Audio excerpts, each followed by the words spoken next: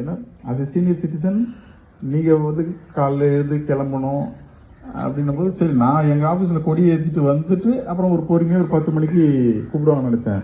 ஆனால் நீங்கள் எல்லாம் என்னை விட ரொம்ப எங்கே முன்னாடி எழுந்துட்டு என்னை விட இவ்வளோ சீக்கிரமாக வந்து இங்கே உட்காந்துருக்கிறது எனக்கு ரொம்ப சந்தோஷம். இவ்வளோ ஆக்டிவாக இந்த கம்யூனிட்டியில் பார்ட்டிசிபேட் பண்ணி இந்த ஃப்ளாக் ஹாய்ஸ்டிக்கு நீங்கள் எல்லாருமே ப்ரெசன்ஸ் ஆகிருக்கிறது எனக்கு ரொம்ப சந்தோஷம். இன்வைட் பண்ண சாருக்கும் ஆக்சுவலாக உங்களை தனித்தனியாக என்னால் மீட் பண்ண முடியல, but this is an opportunity to C you all.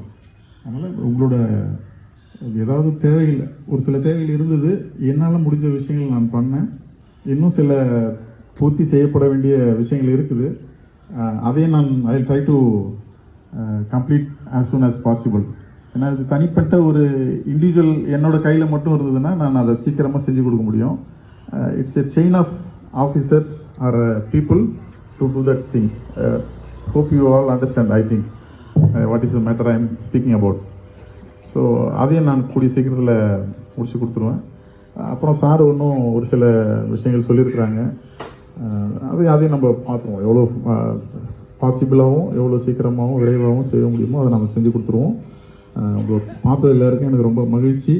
நீங்கள் எப்போதும் இதேமாரி ஆக்டிவாகவும் ஒரு ஒற்றுமையாகவும் இருந்து உங்களுக்கு தேவையானதையும் அரசாங்கத்தின் மூலியமாகவும் இந்த கோஆப்ரேஷன் மூலியமாகவும் நீங்கள் நிறைவேற்றிக் கொள்ள வேண்டும் என்று நான் கேட்டுக்கொள்கிறேன். Thank you all. தேங்க்யூ.